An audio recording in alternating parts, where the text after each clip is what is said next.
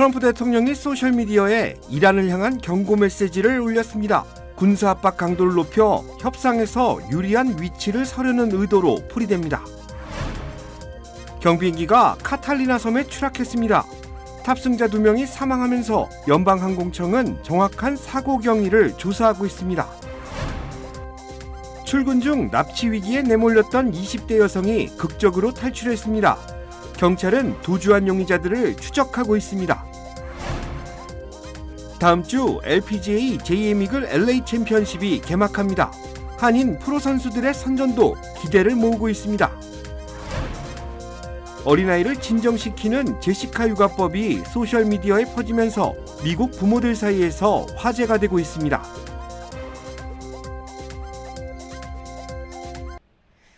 시청자 여러분 안녕하십니까? KBS 아메리카 뉴스입니다.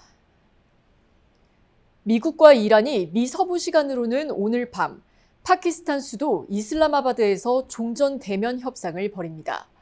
이런 가운데 트럼프 대통령은 이란을 향한 경고 메시지를 잇따라 소셜미디어에 올렸습니다. 김성수 기자가 보도합니다.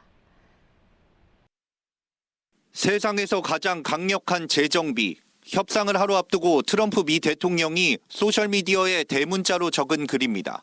뉴욕포스트와 전화 인터뷰에서는 함선의 최고의 탄약, 최고의 무기를 싣고 있다며 완전한 괴멸을 하는데 사용한 것보다 높은 수준이라고 했습니다. 미국이 제시한 조건을 이란이 받아들이지 않으면 전보다 더 강하게 공격할 것이라며 압박 강도를 높이는 것으로 보입니다. We're going to try to have a positive negotiation. The president has gave us some pretty clear guidelines, and we're going to see.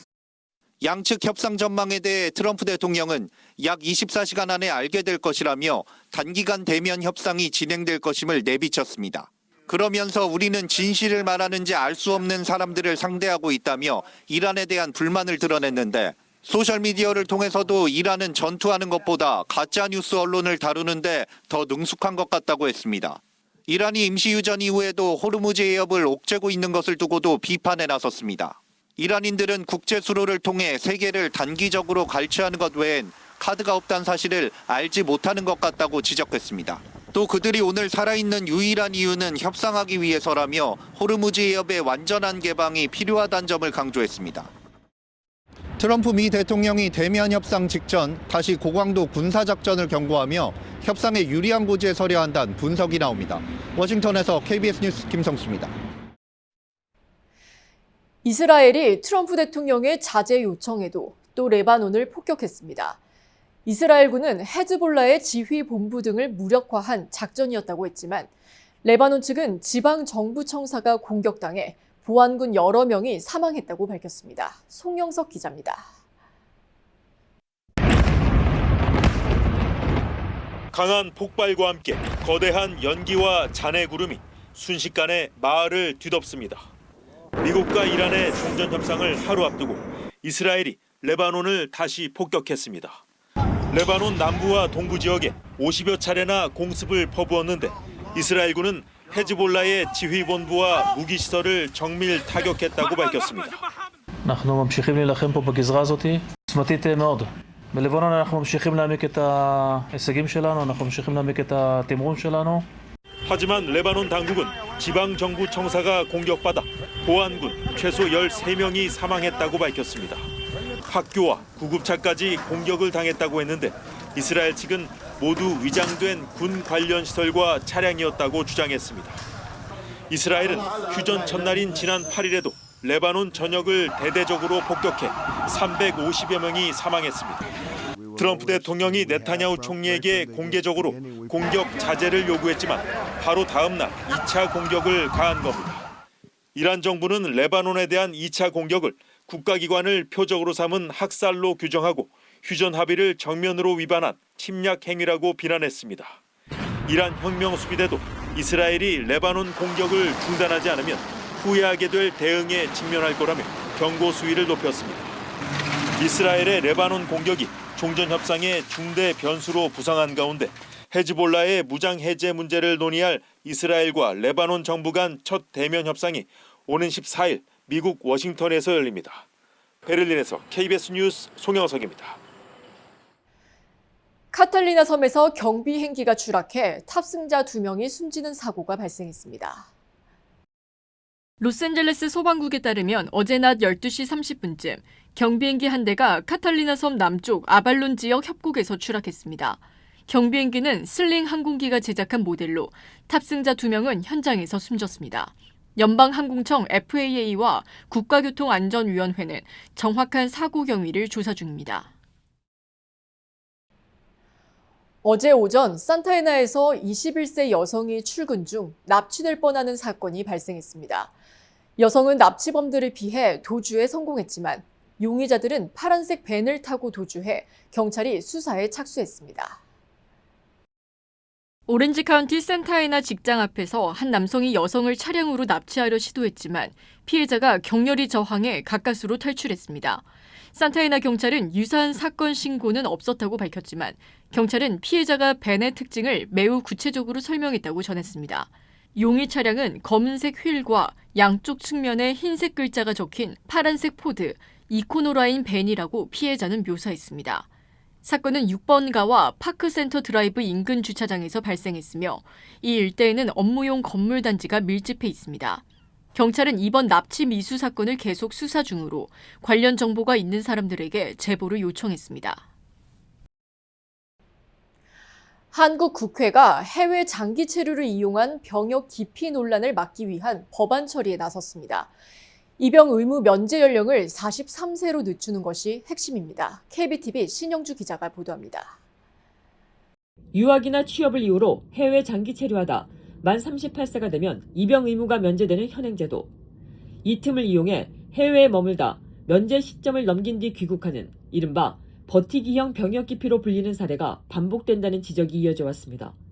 한국국회 국방위원회 법안심사소위원회는 현지 시간 9일 이 같은 제도 보완을 위한 병역법 개정안을 의결했습니다.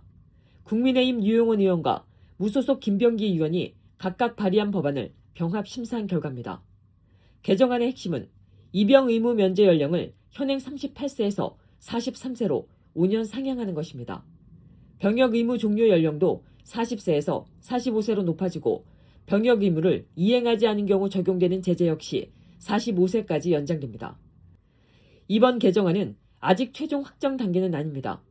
앞으로 국방위 전체 회의와 법제사법위원회, 본회의 의결을 거쳐야 시행됩니다. 해외 체류를 악용한 병역 기피 논란을 줄이기 위한 제도 보완이 첫 관문을 넘은 가운데 실제 법 시행으로 이어질지 주목됩니다. KBTV 뉴스 신영주입니다. 최고의 한인 암 전문의와 함께하면 치료가 달라집니다. LA 한인타운과 부에나파크에 위치한 USC 노리스 종합암센터. 언어나 문화적 어려움 없이 치료에만 집중할 수 있도록 한인 의료진이 상담하고 진료해드립니다. 다양한 분야의 전문의들이 협진을 통해 진단과 치료에 최선을 다하며 임상시험 참여의 기회도 제공합니다. 환자를 먼저 생각하는 마음. USC 노리스 종합암센터. 오늘 예약하십시오. 다음 주 LPGA JM 이글 LA 챔피언십이 엘카바예로 컨트리 클럽에서 개막합니다. 이번 대회에서는 한인 프로 선수들의 선전도 기대되고 있습니다. 이유수 기자가 취재했습니다. LPGA 투어 JM 이글 LA 챔피언십이 다음 주 목요일부터 일요일까지 로스앤젤레스 북쪽 엘카바예로 컨트리 클럽에서 막을 올립니다. 주최 측은 개막을 일주일 앞둔 어제 로스앤젤레스 한인타운에서 기자회견을 갖고 대회 취지와 규모에 대해 안내했습니다. So we've got a tremendous field next week. 144 of the world's best female professional golfers competing for a $3.75 million purse. 올해 대회에는 호주의 한나 그린, 스웨덴의 잉리드 린드블라드, 한국의 김효주와 이민지 선수 등 세계 정상급 골퍼들이 출전합니다. 기자회견에 참석한 호주의 가브리엘라 러플스 선수는 JM 이글 LA 챔피언십에서 LPGA에서 뛰어난 기량을 발휘하고 있는 한국 선수들의 선전이 기대를 모으고 있다고 밝혔습니다. Korea is such a huge part of women's golf, and yeah, we're super excited that they have an influence in this tournament.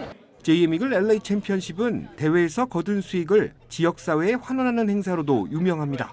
Wanted to use the tournament as a platform to give back, to make this tournament be bigger than just birdies, pars, and bogeys. So in 2025, they donated $6.5 million. 올해는 지난해 산불로 집을 잃은 소방관들의 주택 재건을 지원하기 위한 기금 100만 달러가 추가 전달될 계획입니다. 주최 측은 대회 입장권은 공식 웹사이트를 통해 구매할 수 있다고 밝혔습니다.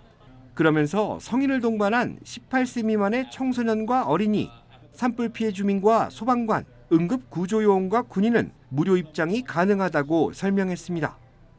KBS 뉴스 이우수입니다.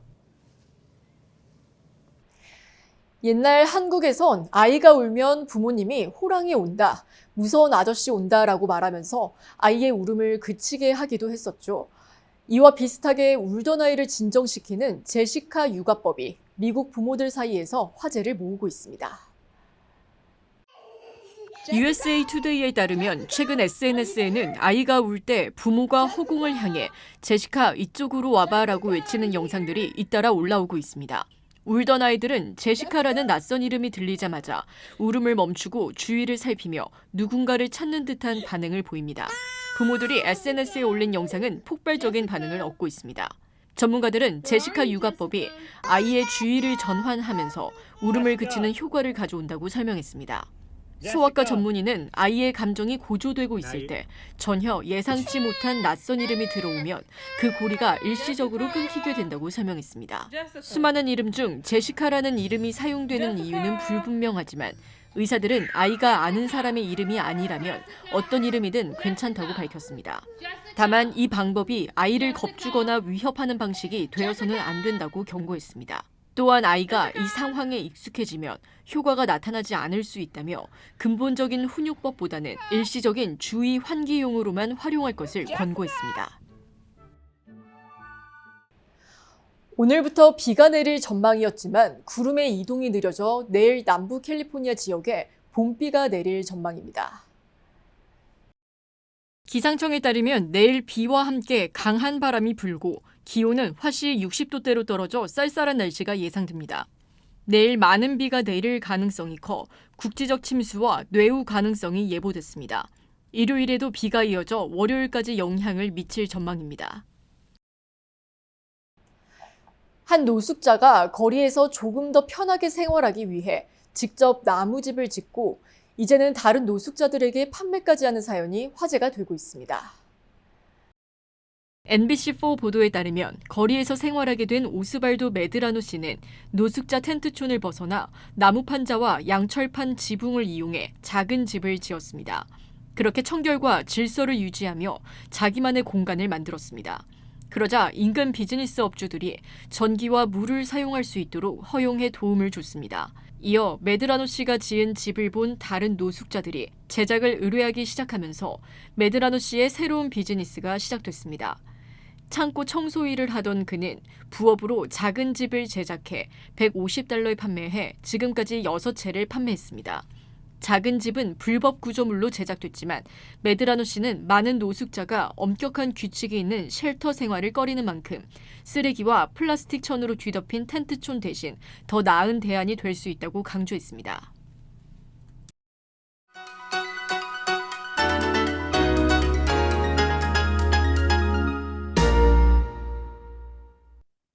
주식시장은 오늘 엇갈렸습니다.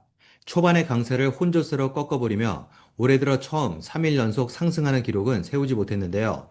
그럼에도 이번 주 상승폭은 지난주 상승폭을 뛰어넘었고 3대 지수는 18주 만에 2주 연속 상승한 주를 기록했습니다. 특히 그중 내스닥은 개장 내내 단 한순간도 약세로 돌아서지 않은 채 20개월 만에 8일 연속 상승을 이어가는 데 성공했습니다. 헤드라인 소비자 물가지수는 급등한 국제유가로 인해 전월 대비 0.9% 상승했습니다. 3년 9개월 만에 최대 상승폭을 기록한 건데요. 그럼에도 근원 소비자 물가지수는 이미 높을 거라고 예상했던 전망치를 밑돌며 어느 정도 안도감을 형성했습니다. 반면 미시간 센티멘트는 예상치와 전월치를 크게 밑돈 74년 최저치를 기록하며 분위기를 가라앉히는 부담으로 작용했습니다.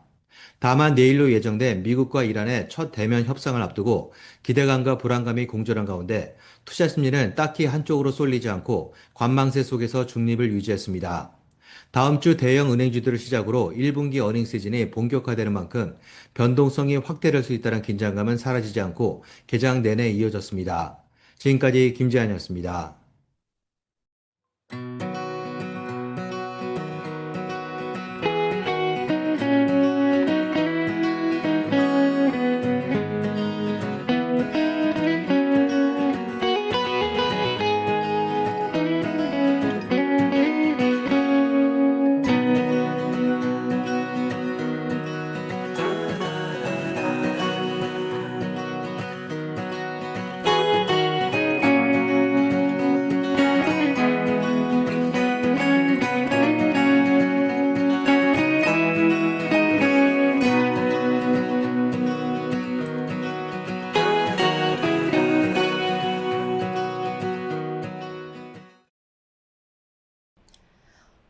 오늘 반세기 만에 유인달 궤도 비행을 마친 아르테미스 2호가 무사히 지구로 돌아왔습니다.